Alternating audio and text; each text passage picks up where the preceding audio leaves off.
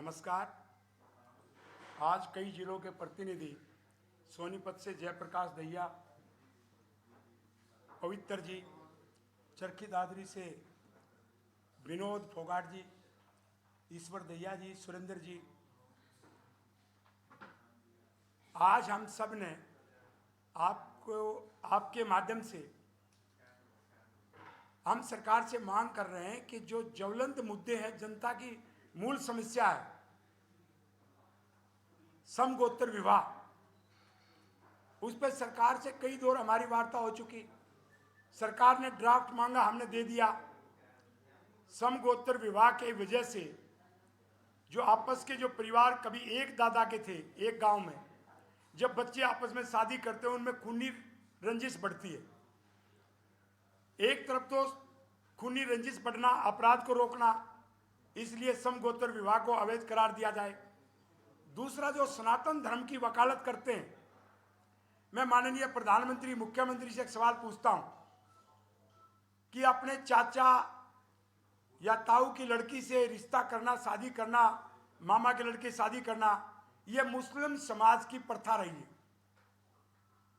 उसको हमारे हरियाणा की सर्व जाति, ब्राह्मण, बनिया, जाट, कोई भी किसी बिरादरी का, उस पर क्यों थोपा जा रहा है? इसलिए हिंदू मैरिज एक्ट में यह संशोधन हो और समगोत्र विवाह को अवैध करार दिया जाए। हम सनातनी हैं, हमें मुसलमान प्रथा पर जबरन न भेजा जाए, ये हमारा कहना है। दूसरा, जाट आरक्षण और जाट के साथ बिश्नोई, रोड, मूला जाट, सिख जाट, त्यागी समाज, ये जो 6 जातियां हैं, ये कृषक जातियां हैं, इनको ओबीसी में शामिल किया जाए। जो अलग से आरक्षण दिया गया पहले की दोनों सरकारों ने, सबको मालूम है कि सुप्रीम कोर्ट की जजमेंट है कि 50% आरक्षण से ज्यादा वो नहीं दिया जा सकता। तो ओबीसी में हमारा कैसे हक बनता है, पहली बार हम देश के सामने तथ्य रखना चाहते हैं। जो मंडल कमीशन रिपोर्ट बना, जिसके आधार पर ओबीसी को आरक्षण मिला, उस रिपोर्ट में है, अंक दिए गए थे, कितनी दूरी से गांव में पुराने समय पानी लेके आते थे, तो उन चीजों पे शिक्षा का जो अंक थे वो हमारे औरों से अंक ज्यादा है। लेकिन मंडल कमीशन में सिफारिश तो की गई, ये कहकर के काट दिया कि जाट समाज ने खुद लिखित में कहा है कि हम ओबीसी में शामिल नहीं होना चाहते। वो किसने कहा? वो आज तक पूरे देश में हम ढूंढते फिर रहे हैं, सारा जाट समाज, वो आज तक कोई नहीं मिला। वो हमारे खिलाफ एक षड्यंत्र था। चलो 1 मिनट के लिए मान लो किसी एक ने कहा भी था, तो आज जब समाज कह रहा है कि हमारे दूसरे जातियों के समकक्ष अंक आए मंडल कमीशन में, तो हमें ओबीसी में आरक्षण दिया जाए। और उसी रिपोर्ट के आधार पर जब राजस्थान, दिल्ली और उत्तर प्रदेश के जाट को ओबीसी में शामिल कर लिया गया, तो हरियाणा का जाट क्या पाकिस्तान का जाट है? और इसमें अभी जो मराठा आंदोलन चल रहा है, तो मराठा आंदोलन में इस आधार पर सरकार ने उनकी बात स्वीकार करने का आश्वासन दिया कि कर्नाटक में मराठों को कुणबी के नाम से आरक्षण मिल गया। उन्होंने कहा कि पुराने समय में ये समाज इकट्ठा था, ये राज्य की बाउंड्री बाद में बनी, वही हमारा दिल्ली और हरियाणा का है। आज़ादी से पहले संयुक्त पंजाब, जिसकी लाहौर में राजधानी थी, आज़ादी से पहले जो जनगणना थी, उस जनगणना में दिल्ली जिनको आरक्षण मिला वो पुराने पंजाब का हिस्सा है। हमारी आपस में रिश्तेदारी है, एक गोत नाच सब कुछ है। जैसे हमारी दलाल खाप के गांव वो दिल्ली में ही पड़ते, वो हरियाणा में पड़ते, एक गोत्र है। ऐसे ही दूसरी बिरादरियां हैं। जब दिल्ली के जाट को उस पुरानी जनगणना के आधार पर आरक्षण दिया गया, तो हम भी उसी जनगणना का हिस्सा है। तो जो पाकिस्तान में हमारे भाई जो हमारी बिरादरियों के रह गए, आप उनसे हमारी तुलना क्यों कर रहे हैं? तो इसलिए हम हर तरह से समकक्ष है। और अनुच्छेद 14 संविधान का कहता है कि समानता का अधिकार, ये समानता के अधिकार का हनन है कि एक विशेष जाति को 3 राज्य में आरक्षण मिले और उसको हरियाणा में नहीं मिले, और उसी विशेष जाति का एक आंकड़े पर दिल्ली को आरक्षण मिले और हरियाणा को नहीं मिले। इसलिए हमारा पुख्ता आधार बनता है, कानूनी रूप से हमारा अधिकार बनता है। और मैं एक अधिवक्ता होने के नाते भी इस बात को उठा रहा हूं कि ओबीसी में इन 6 जातियों को जाट सहित शामिल किया जाए। 2016 के आंदोलन में मुकदमे दर्ज हुए। पूरे देश में जब भी आंदोलन के मुकदमे दर्ज हुए या भी बॉर्डर पे जो आंदोलन था तो सरकारों ने सब वापस लिए। पहली बार एक समाज के साथ भेदभाव क्यों हो रहा है? 4000 से ज्यादा बच्चे फंसे हुए। अभी 15 दिन पहले हरियाणा सरकार हाई कोर्ट में गई और हाई कोर्ट में ढंग से पैरवी नहीं की और हाई कोर्ट ने कहा कोई मुकदमा वापस नहीं होगा। न तो सरकार सुप्रीम कोर्ट में गई और न सरकार ने यहां पर अपनी तैयारी करके ढंग से उसकी पैरवी की। तो एक समाज को कुचलने का काम क्यों हो रहा है? ये जाट और गैर जाट के नाम पर राजनीति क्यों हो रही है? इसलिए हमने सर्वजातीय संसद को बुलाया, सभी जातियों को, कि आज तक समाज इकट्ठा रहा।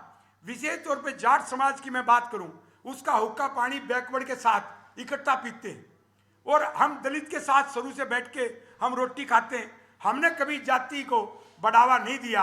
तो जात पात के नाम पर बांटना ठीक नहीं। जिसका भी आरक्षण बनता है उनको दे, और भी किसी जाति का बनता हमें विरोध नहीं है, हमें हमारा हक चाहिए। एक तीसरा मुद्दा है, उसमें भी भेदभाव। भारत रत्न का अवार्ड सबसे सर्वश्रेष्ठ अवार्ड है अपने देश का। उसमें क्या हो रहा है? कर्पूरी ठाकुर जी को जो बिहार के मुख्यमंत्री से अवार्ड मिला, अच्छी बात है, बधाई। लेकिन उनके नेता थे चौधरी चरण सिंह, वो देश का प्रधानमंत्री रहा, पहला किसान प्रधानमंत्री बना। चौधरी चरण सिंह को भारत रत्न का अवार्ड क्यों नहीं दे दिया? आज दे दिया, चलो अभी अभी दे दिया तो हम धन्यवाद करते हैं कि हमारी एक मांग को पूरा किया। जो हम पिछले 1 साल से इस बात को लेकर केएमपी मांडोटी पर धरना दे रहे थे और कह रहे थे कि चौधरी चरण सिंह को भारत रत्न का अवार्ड दिया जाए, और वो हमारा संगठन ही उस बात को उठा रहा था बार बार, जो मीडिया में आप देखेंगे। तो मैं प्रधानमंत्री का धन्यवाद देता हूं, लेकिन ताऊ देवीलाल को तो अभी नहीं दिया। जब उप प्रधानमंत्री लाल कृष्ण आडवाणी को, जो प्रधानमंत्री थे, अवार्ड मिला, बधाई हो। एक संघर्षशील, एक अच्छे नेता है, जिन्होंने भ्रष्टाचार के मामले में जब तक क्लीन चिट नहीं मिली उन्होंने कोई पद ग्रहण नहीं किया, मैं सम्मान करता हूं। लेकिन हमारे जो हरियाणा के उप प्रधानमंत्री बने ताऊ देवीलाल, यदि राम मंदिर के लिए आंदोलन के लिए भूमिका राम जेठमलानी की है, तो बुढ़ापा पेंशन सबसे पहले हरियाणा में देने वाला ताऊ देवीलाल है, और पूरे देश में आज बुढ़ापा पेंशन है। तो बुढ़ापा पेंशन का जो देवता है वो ताऊ देवीलाल है। तो बुढ़ापा पेंशन के देवता को, बुढ़ापे के सारे का जो प्रतीक है ताऊ देवीलाल को, वो भी प्रधानमंत्री है, उसको भारत रत्न का अवार्ड क्यों नहीं? ये भी हमारी मांग है। तो इसलिए हम आपसे कहना चाह रहे हैं कि जिस प्रकार से अभी अभी आपने बताया कि चौधरी चरण सिंह को भारत रत्न का अवार्ड दे दिया है, तो हम कह रहे हैं कि ताऊ देवीलाल को भी मिले, और इसके अतिरिक्त जो हमने जाट और 6 जातियों के आरक्षण की बात की, उसको सेंट्रल लिस्ट में भी डाला जाए और हरियाणा को दिया जाए। यह भी हमारी मांग है। राजस्थान का जाट, दिल्ली का जाट और यूपी का जाट ओबीसी की स्टेट लिस्ट में है, केंद्र की लिस्ट में नहीं। हम ये मांग करते हैं उसको केंद्र की लिस्ट में डाला जाए और हमें भी ओबीसी में डाल के केंद्र की लिस्ट में डाला जाए। तो ये हमारी जो समगोत्तर की मांग है। और दूसरी जो हमारी आरक्षण की मांग है, ये तो यथावत बनी हुई है। 24 फरवरी 2024 को KMP Mandothi toll plaza Bahadurgarh में सर्वजातीय संसद बुलाई गई है। वहां पर हम कड़ा फैसला लेंगे और आचार संहिता लगने से पहले हम इस पे व्यूहरचना बना के अपनी मांगों को पूरा करवाने के लिए एक जन आंदोलन छेड़ेंगे। इसके अतिरिक्त हमारा मुद्दा है जमीन अधिग्रहण का। जमीन अधिग्रहण में पहली बार देश के सामने एक तथ्य रख रहे हैं। 2013 का जो कानून था वो किसान के हक में बना। उसके 4 बिंदु थे: बाजार मूल्य, 4 गुना मुआवजा, नौकरी, जो भूमिहीन था, जो मजदूरी करता उसको भी नौकरी। लेकिन 2014 31 दिसंबर 2014 को मोदी जी ने प्रधानमंत्री बनने के 6 महीने के बाद उसमें एक ऑर्डिनेंस लाया और बदलाव करना चाहा। 3 बार अध्यादेश आया, 3 बार संसद में बिल आया। आप देख लीजिए, नेट पे सब पड़ा है। तीनों बार संसद ने उसको पास नहीं किया। उसमें था कि बाजार मूल्य नहीं, डीसी रेट और 2-2 किलोमीटर की पट्टी सभी राष्ट्रीय राजमार्ग पे और सभी रेल मार्ग के दोनों तरफ 2-2 किलोमीटर की पट्टी ली जाएगी। लेकिन जब हमारे किसान बॉर्डर पर बैठे थे तो प्रधानमंत्री जी ने देखा कि इनका ध्यान तो इधर बटा हुआ है, और ये तो सिर्फ जो हमारा एक आंदोलन था जिसमें मुख्य रूप से किस प्रकार से किराए पे हम अपनी जमीन को दे, पट्टे पे जमीन को दे, बाध्य पे जमीन को दे, रेंट पे दे, उस मामले का था। जब जमीन नहीं रहेगी तो हम कैसे बाध्य पे देंगे? तो उसमें प्रधानमंत्री जी ने क्या किया कि जो देश की संसद ने रिजेक्ट कर दिया 2014 में, जब बॉर्डर पे बैठे थे किसान, विश्वासघात हुआ इस हरियाणा के साथ, और यहाँ हरियाणा विधानसभा में वो का वो बिना संशोधन के वो का वो बिल हरियाणा विधानसभा में पास हो गया, राज्यपाल के दस्तक हो गए और एक कानून बन गया। अब हरियाणा में जो रोड जा रहे हैं 754 के, अब कैसी दुबात हो रही है, अमृतसर से जामनगर जा रहा है गुजरात में। अब ये कानून राजस्थान में नहीं है, वह जमीन का अधिग्रहण नहीं होगा, पंजाब में नहीं है, लेकिन एक जो 39 किलोमीटर डबवाड़ी से और चोटड़ा गांव तक पड़ता है, वहां का जमीन अधिग्रहण 4 किलोमीटर होगा। अमृतसर कटरा एक्सप्रेस वे कटरा तक जा रहा है, जब वो हरियाणा से जाएगा तो 4 किलोमीटर की पट्टी का जमीन अधिग्रहण होगा, पंजाब में नहीं होगा। ऐसे ही केएमपी पर, तो क्या हरियाणा के साथ इतना बड़ा विश्वासघात किसी सरकार को शोभा नहीं देता।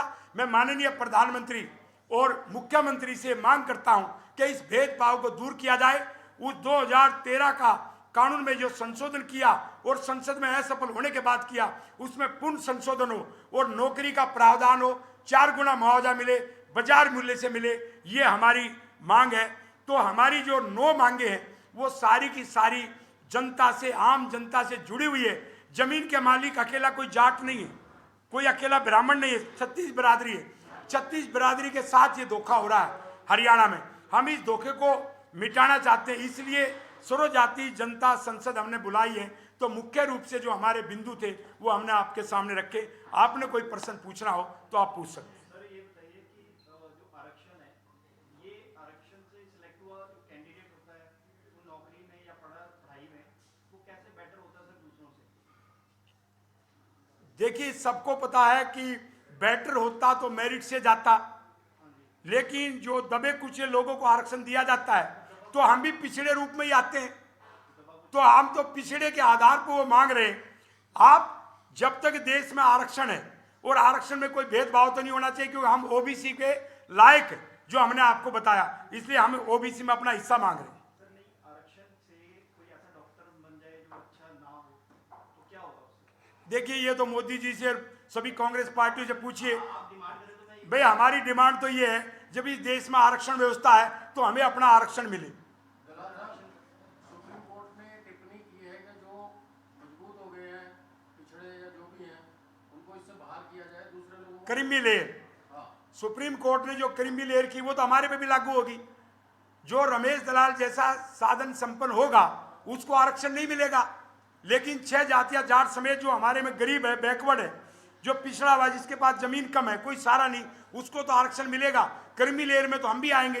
तो इसलिए सुप्रीम कोर्ट ने जो क्रीमी लेयर का जो फार्मूला बनाया उसका तो हम स्वागत करते हैं। जाट, बिश्नोई, रोड, त्यागी, जट सिख और मूला जाट, और भी आया अगर कोई दूसरी जाति के आपके साथ? उनको हम सर्वजातीय संसद में बुला रहे हैं ना। अभी हमने उनको बुलानी, सर्वजातीय संसद में उनको हम निमंत्रण दे रहे हैं। दलाल साहब, आपने प्रेस कॉन्फ्रेंस कर दी, अच्छी बात है, लेकिन आपको भी पता है कि इससे कुछ होना नहीं है। क्या ये किसान आंदोलन के साथ आप अपना आंदोलन खड़ा कर रहे हैं, या उसी में शामिल होकर आप अपनी मांग रखेंगे? जब उनके हमारे बीच में कोई सहमति बन जाएगी तो संयुक्त रूप से हो सकता है। आज के दिन तो मांगों में अंतर है।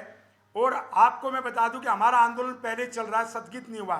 केएमबी मांडोठी पर और भी ट्रेल को लेके, समगोत्र को लेके हमारा आंदोलन पहले से चल रहा था, और हम इनको दे करके गए सरकार को, और सरकार ने खुल्लर साहब के उसमें कमेटी बनाई और हमने ड्राफ्ट भी दिया। तो ये कहना कि उसके पैरेलल है वो सही नहीं है। हमारा आंदोलन पहले चल रहा है जमीन अधिग्रहण के ऊपर।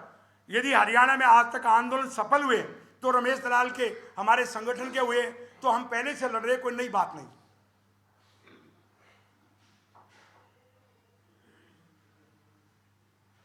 अभी जो किसान आंदोलन की बात चल रही है, आवाम के साथ संगठनों ने, उस पर क्या कहते हैं? सही उस पर सबसे पहले मेरी एक उनको सलाह है कि पहले संयुक्त किसान मोर्चा में 500 संगठन थे, अभी 200 हैं, उन सबको एकजुट होना चाहिए। और वो हमारे को भी निमंत्रण देंगे, वार्ता करेंगे और हमारे मुद्दों को भी शामिल करेंगे, और उनके भी जो कुछ मुद्दे हमारे कॉमन भी हैं, तो तब हम जाके फैसला लेंगे। आज के दिन वो अलग अलग संगठन है, सबको अधिकार है, वो अपना कर रहे हैं, हम अपना कर रहे हैं। आप पहले समर्थन तो करते हैं उस आंदोलन का, या आप कहते हैं वो गलत है, रोड वगैरह? नहीं, हम उसको गलत कह रहे हैं, ठीक कह रहे हैं। मैंने सलाह दी 500 किसान संगठन को पहले इकट्ठा होना चाहिए, जो बॉर्डर के ऊपर इकट्ठे थे, और उसके बाद जो हमारे ये जो संगठन है उनसे भी वो वार्ता करें। जो जमीन अधिग्रहण का मुद्दा उन्होंने कभी नहीं उठाया, तो हम चाहते हैं किसान का कर्ज माफ हो, हमारा भी मुद्दा है, लेकिन जमीन अधिग्रहण का मुद्दा वहां जब किसान बॉर्डर पर बैठे थे उस समय हरियाणा विधानसभा में पास हुआ, तो हरियाणा के साथ तो नाइंसाफी हुई ना। कोई विपक्ष का नेता नहीं बोला। जब संसद नहीं चली, यही कांग्रेस, उसने संसद को नहीं चलने दिया 2015 में, 2014 के बाद 3 बार 2015 में बिल आए, तो वो हरियाणा विधानसभा में कैसे पास हुआ? बहू का बहू, डिक्टो कॉपी। तो ये संदेह पैदा करते हैं कि किस प्रकार से हरियाणा के लोगों के साथ विश्वासघात हुआ। जब आंदोलन की बात चलती है तो आंदोलन जो करना होता है तो हरियाणा पंजाब के साथ साथ में आंदोलन करते हैं, रोड जाम भी करते हैं। जब एसवाईएल की बात होती है तो दोनों की राय अलग हो जाती है। एसवाईएल के ऊपर हमारा कहना है कि हमारा पानी मिले। अब पंजाब के लोग ये कहते हैं हमारे पास पानी नहीं है, तो हम ये कह रहे हैं पहले हमारी जो नहर जो आपने पैसे लेकर के आट दी, उस नहर को तो दोबारा खोदकर हमें दो, और उसका फैसला सुप्रीम कोर्ट ने जब कर दिया है, और दोबारा आपको कोई बात है सुप्रीम कोर्ट में जाओ कि कितना पानी मिलेगा, लेकिन हमारे से पैसा लेके और उसके साथ विश्वासघात करना प्रांत के साथ, वो तो गलत है। एसवाईएल के ऊपर हमें चाहिए, हाई कोर्ट का हमारा मुद्दा है। और मैं आज ये भी खुलासा कर दूं, हमारे आंदोलन के दौरान जो हमारा मांडो टीम चल रहा पिछले 1 साल से, हाई कोर्ट के ऊपर कुछ प्रगति हुई है, अलग से हाई कोर्ट बनाने की। हम ये नहीं कह रहे कहाँ बने, हरियाणा में कहीं भी बने, हमें अपना अलग से हाई कोर्ट चाहिए। एसवाईएल का पानी हमारे लिए भी अस्मिता का सवाल है। हमारे यहाँ कैंसर के मरीज बढ़ रहे क्योंकि नीचे का पानी खराब है, हरियाणा में पानी का बुरा हाल है। तो पंजाब हमारा बड़ा भाई है, हम बड़े भाई से फिर आग्रह करते हैं कि बड़ा भाई छोटे भाई का हक नहीं मारा करता। हरियाणा पंजाब में प्रथा है कि 2 भाई अलग होते हैं तो बड़ा भाई छोटे भाई को कुछ न कुछ ज्यादा देता है।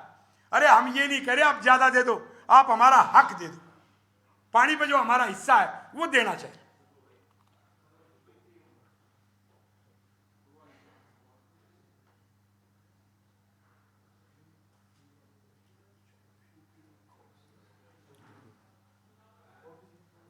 और किसी ने पूछना हो नहीं तो समापन करें और सब लंच करें यहाँ पर हम इकट्ठे। तो आप इनको ज्वाइन करेंगे जो एजुकेशन? जब निमंत्रण मिलेगा, वो 500 इकट्ठे होंगे तो उस पर पूरा विचार किया जाएगा।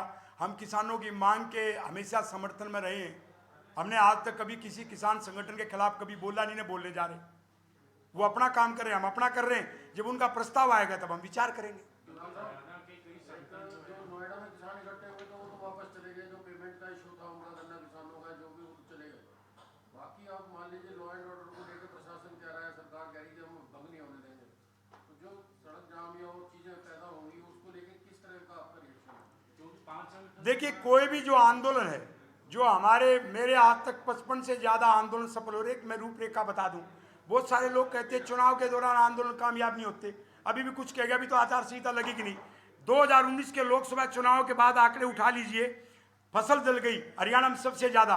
और मैंने आंदोलन किया, चुनाव के 3 दिन बचे हुए थे और रात को खातों में पैसे डले और हरियाणा सरकार चुनाव आयोग से अनुमति लेके आई थी और 12,000 का कानून बना, जो आज भी देश में नहीं है। फसल जलने पर हरियाणा में 12,000 रुपए मिलते हैं। तो हमारे तो सारे आंदोलन गांधीवादी तरीके से रहे हैं। हम महात्मा गांधी के अहिंसा के सिद्धांत को मानते हैं।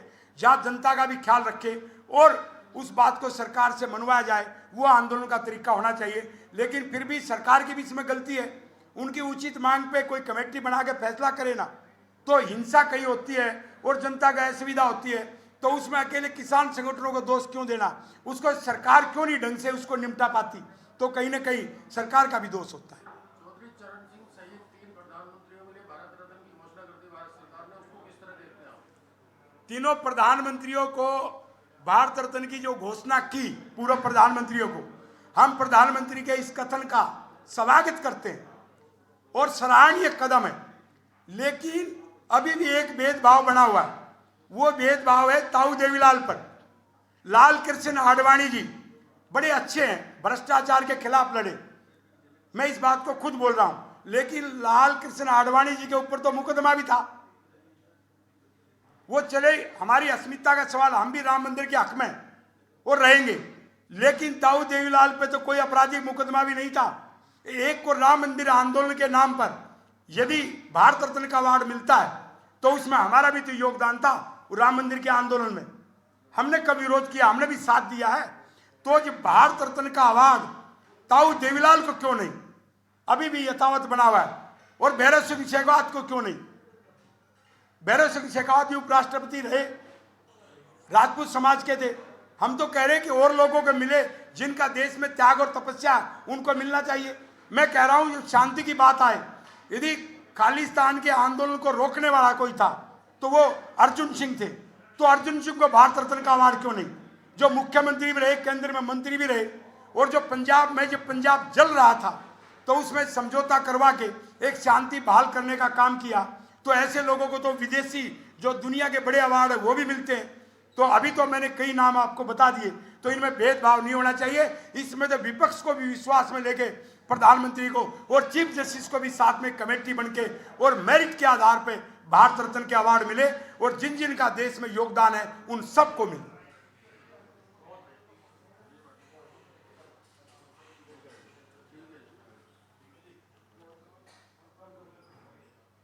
अच्छा दोस्तों, आइए लंच करते हैं।